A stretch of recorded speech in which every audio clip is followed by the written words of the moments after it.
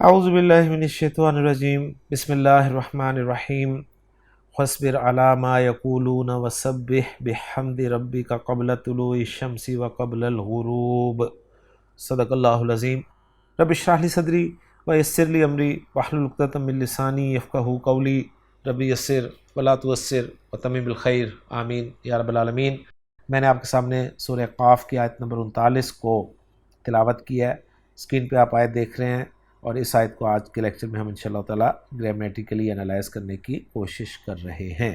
آیت میں وقت کی کوئی علامت نہیں ہے، لیکن ایک حرف عطف نظر آ رہا ہے جو کہ واو ہے، لہٰذا اس آیت کے ہم دو حصے کر دیں گے۔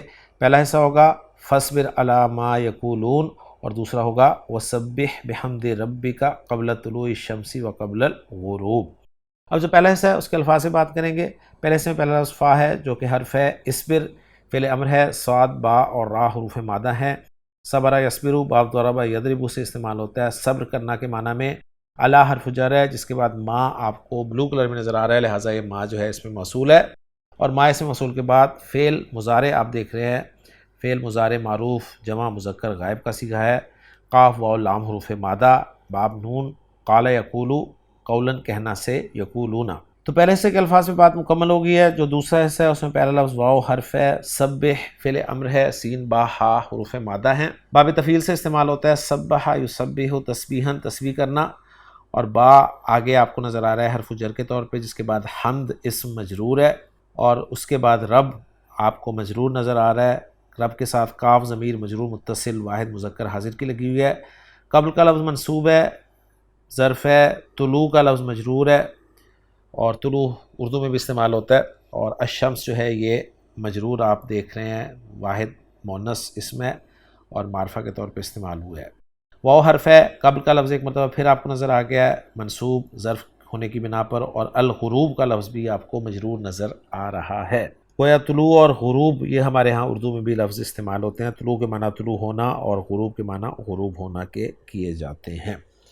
تو الحمدللہ جی آیت نمبر 39 کے الفاظ پہ بات مکمل ہو گئی ہے۔ اب چلتے ہیں جملوں کے اعراب کی طرف۔ تو جو پہلا جملہ ہے فا سے شروع ہو رہا ہے، اس فا کو ہم تو استنافیہ کہہ دیں گے، لیکن گرامر والوں نے اس فا کو فا فصیحہ مانا ہے، یعنی ایک شرط جو ہے وہ محذوف مانی ہے اس سے پہلے، اور جواب الشرط پہ یہ فا داخل ہو رہا ہے۔ اب جو جواب الشرط ہے اس کو میں انالائز کرنے لگا ہوں، وہ ہے اصبر علی ما یقولون۔ اصبر فعل بفاعل، انت ضمیر مرفوع متصل اس کا فاعل ہے، علی حرف جر ہے جس کا مجرور ما ہے، لہٰذا ما محلاً مجرور ہوگا، اور ما اس میں موصول جس کا صلۃ الموصول یقولون ہے جو کہ فعل اور فاعل کا مجموعہ ہے، واو ضمیر مرفوع متصل اس کا فاعل ہے۔ یوں موصول اپنے صلے سے مل کے محلاً مجرور ہو رہا ہے علی حرف جر کے لیے، اور علی حرف جر اپنے مجرور سے مل کر اصبر فعل کے متعلق ہو رہا ہے، اور اصبر فعل اپنے فاعل اور متعلق سے مل کر جملہ فعلیہ بن رہا ہے۔ اور یوں پہلے حصے کے الفاظ پہ بات مکمل ہو گئی ہے۔ اب دوسرے حصے میں واو حرف ہے، حرف عطف ہے، سبح فعل و فاعل، انت ضمیر مرفوع متصل فاعل، با حرف جر، حمد مجرور، ساتھی مضاف، رب مضاف الیہ، ساتھی مضاف، کاف مضاف الیہ، گویا حمد ربی کا پیچیدہ مرکب اضافی مجرور ہو گیا با حرف جر کے لیے، اور با حرف جر اپنے مجرور سے مل کے سبح فعل کے متعلق ہو گیا۔ اور آگے جو قبل طلوع الشمسی ہے یہ بھی ایک پیچیدہ مرکب اضافی ہے، جس میں قبل جو ہے وہ ظرف ہے جس کا مضاف الیہ طلوع ہے، اور طلوع مضاف بھی ہے ساتھ جس کا مضاف الیہ الشمس ہے۔ گویا قبل طلوع الشمسی سورج کے طلوع سے پہلے، اور یہ بھی متعلق ہو جائے گا سبح فعل کے، واو عطفہ، قبل الغروبی ظرف اور مضاف الیہ اس کا عطف ہو جائے گا قبل طلوع پہ، گویا قبل طلوع الشمسی جو ہے یہ معطوف علیہ ہو جائے گا، قبل الغروبی معطوف ہو جائے گا، معطوف علیہ اپنے معطوف سے مل کر متعلق ہو جائے گا سبح فعل کے، اور پھر سبح فعل اپنے فاعل اور اپنے دونوں متعلقوں سے مل کر جملہ فعلیہ بن جائے گا۔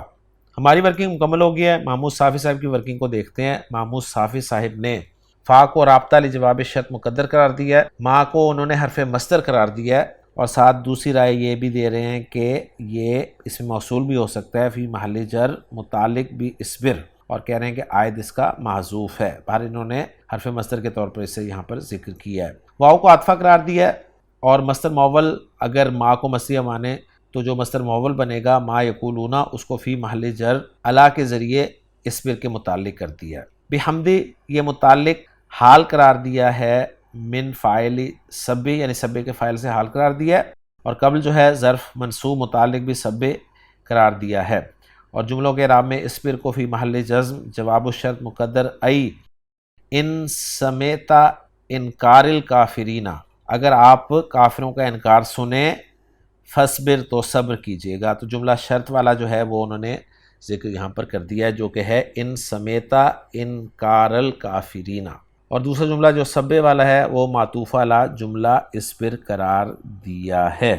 تفسیر جلالین میں اس آیت کے والے سے کوئی پوائنٹ نہیں ہے، لہٰذا اس آیت کا ترجمہ میں آپ کے ساتھ شیئر کرتا ہوں۔ اس آیت کا ترجمہ جو ہے وہ کچھ یوں کیا گیا ہے، فصبر علی ما یقولون، سو اس پر صبر کر جو وہ کہتے ہیں، وسبح بحمد ربک قبل طلوع الشمس و قبل الغروب، اور سورج طلوع ہونے سے پہلے اور غروب ہونے سے پہلے اپنے رب کی حمد کے ساتھ تسبیح کر۔ تو الحمدللہ جی، آج کے لیکچر میں سورہ قاف کی آیت نمبر 39 ہماری گرامیٹیکلی انالائز ہو گئی ہے۔ انشاءاللہ تعالیٰ اگلے لیکچر میں اگلی آیت کے ساتھ آپ سے ملاقات ہوگی۔ سبحانک اللہم و بحمدک، اشہد ان لا الہ الا انت، استغفرک و اتوب الیک۔